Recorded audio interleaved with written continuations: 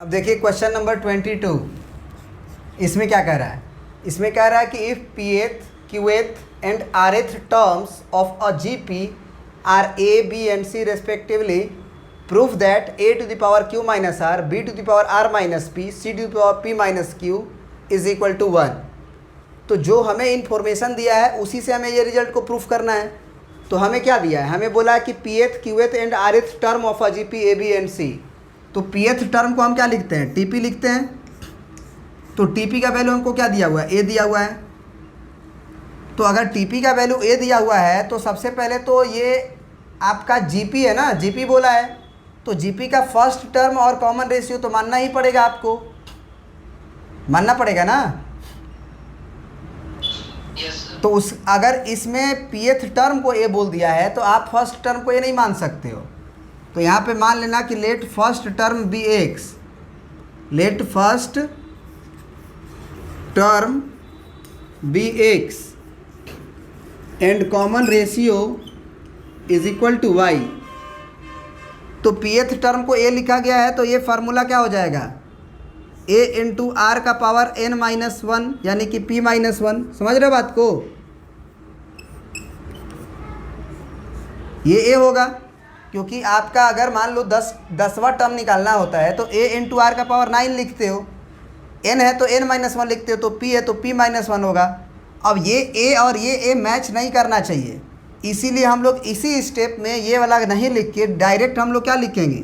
a के जगह पे फर्स्ट टर्म के जगह पे x लिख देंगे, कॉमन रेशियो की जगह पे y लिख देंगे और यहाँ p माइनस वन और ये वैल्यू हम लोग बोलेंगे a है। क्या ये बात समझ में आया? Yes sir. तो ये स्टेप को मत लिखिएगा आप, ये हम समझने के लिए लिखे हैं, ठीक है। अब ऑल्सो क्या दिया हुआ है? qth term. तो qth टर्म का मतलब tq का वैल्यू हमको b दिया हुआ है, तो यहाँ पे क्या लिखेंगे? a इंटू आर का पावर q माइनस वन। ए आपका x है, कॉमन रेशियो आपका क्या है? कॉमन रेशियो आपका क्या है?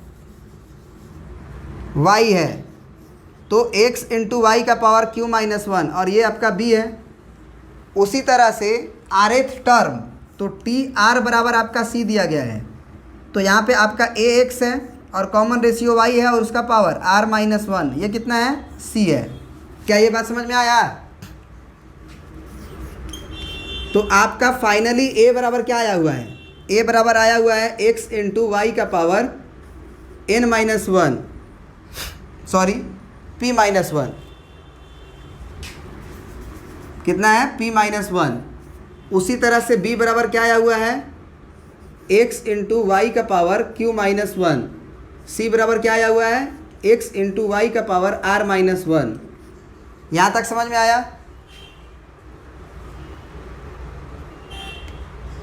Yes sir. अब जरा प्रूफ करने वाला पे एक बार नज़र फेरो। प्रूफ वाला पे क्या है? ए जो टर्म लिखा गया है उस पे पावर q माइनस आर करके लिखा हुआ है, b पे पावर r माइनस पी करके लिखा हुआ है, c पे पावर p माइनस क्यू के करके लिखा हुआ है।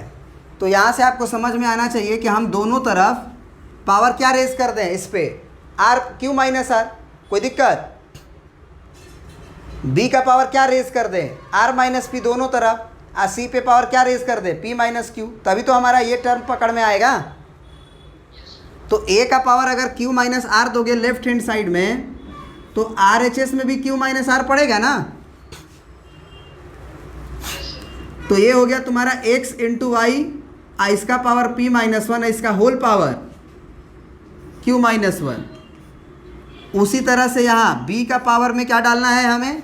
r माइनस पी, तो दोनों तरफ r माइनस पी डालेंगे, तो ये हो गया r माइनस पी और इज इक्वल टू यहाँ पे क्या हो जाएगा? x इंटू वाई का होल पावर, सॉरी y पे तो पावर पहले से भी कुछ है ना, y पे पावर q माइनस वन पहले से भी है और इसका whole power r minus P,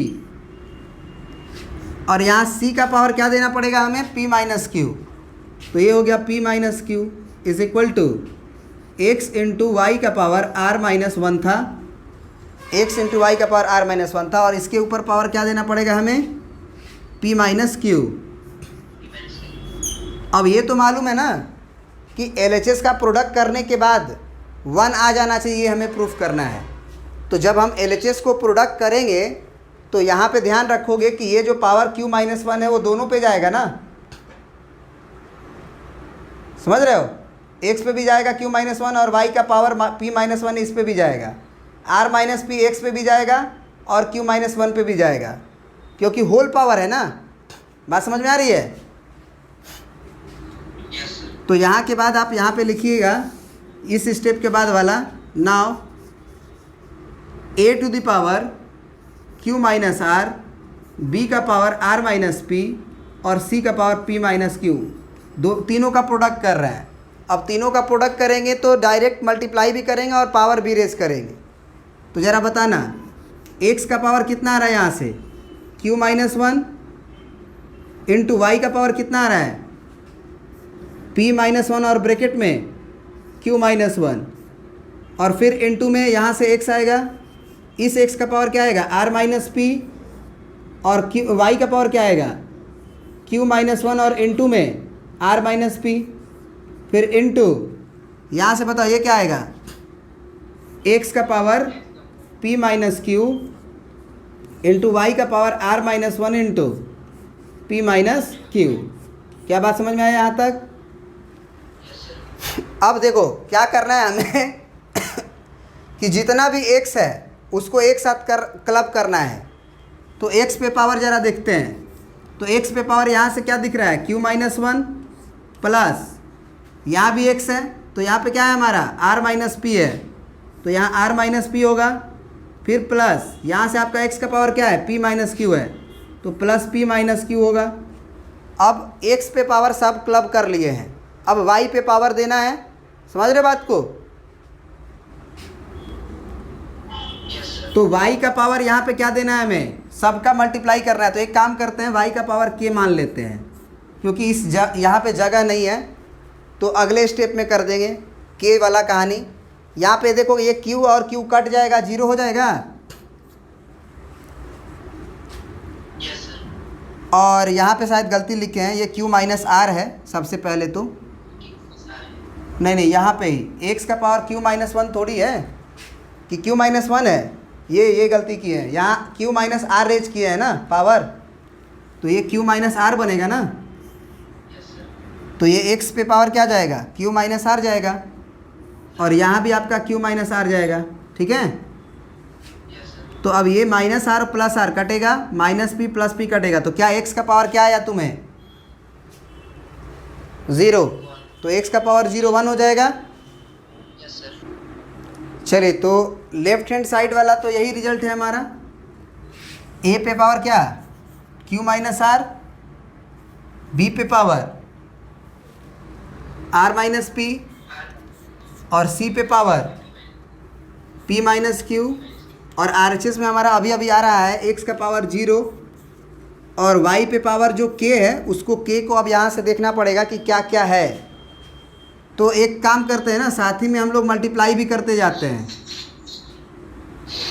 या फिर एक काम करो सबसे पहले लिख लो, तो यहाँ p माइनस क्यू है इंटू क्यू माइनस r है, फिर प्लस होगा, अगला में क्या होगा y का पावर, देखो यहाँ से q माइनस 1 है ना,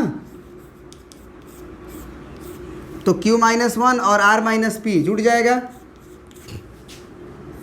फिर यहाँ देखो y का पावर क्या है, r माइनस 1 है, प्लस में प्लस लिखना होगा बीच में, तो r माइनस 1 और फिर p माइनस क्यू, क्या दिक्कत है भाई? कैमरा थोड़ा ऊपर कर दीजिए। चलिए यहाँ तक बात समझ में आ गई ना। Yes, sir. अब मल्टीप्लाई करते हैं, तो x का पावर 0 तो 1 हो जाएगा, इसमें तो कोई संकोच नहीं है, इनटू y पे जो पावर है ना उसको ध्यान से देखो मल्टीप्लाई करते हुए, तो ये पी क्यू होगा पहले, तो फिर p का r में होगा तो माइनस पी आर होगा, फिर माइनस का q में होगा तो माइनस q और माइनस माइनस प्लस r हो जाएगा, फिर q का r में करोगे प्लस क्यू आर, फिर q का p में करेंगे तो माइनस पी क्यू, फिर माइनस का r हो जाएगा और माइनस माइनस प्लस p हो जाएगा, फिर r का p में करेंगे तो पी क्यू पी आर होगा ना, तो प्लस पी आर, और r का q में करेंगे तो माइनस क्यू आर, और -1 का p में करेंगे माइनस पी और माइनस माइनस प्लस क्यू। ये हो गया पूरा हमारा y के पावर। तो यहाँ पे देखो पी क्यू प्लस में और पी क्यू माइनस में कटा, पी आर माइनस में है और पी आर प्लस में है कटा, सब कटेगा। माइनस क्यू प्लस में है और प्लस क्यू यहाँ से कटा, प्लस आर यहाँ है और माइनस आर ढूंढो कहाँ है, यहाँ है। प्लस क्यू आर है और माइनस क्यू आर, देखो ये माइनस और ये क्यू आर कटा, और यहाँ प्लस पी और माइनस पी ये भी कटा, यानी बेसिकली सब घट के जीरो आ गया। तो 1 इंटू वाई का भी पावर जीरो आया, तो 1 into 1 is equal to 1 is equal to R H S. क्या ये बात समझ में आया? Yes sir. ये पूरा तुमको जीपी नहीं सिखा रहा है, ये एक्सपोनेंट का वो समझा रहा है कि एक्सपोनेंट को कैसे अरेंज करते हैं। प्रिंट कर लीजिए। तो आज इतना ही रहेगा, फिर अगले क्लास में देखेंगे, ठीक है ना? Yes sir. और भी वीडियोस अगर आप देखना चाहते हैं तो क्लास 9 से लेकर क्लास 12 तक सीरियल वाइज वीडियोस बाबा मैथ्स वाले चैनल के प्लेलिस्ट में बन रहे हैं। बहुत सारे बन भी चुके हैं, और जो बच्चे IITs की तैयारी कर रहे हैं उनके लिए भी वीडियोस तैयार हो रहा है, वो जाके देख सकते हैं और सीख सकते हैं। Thank you.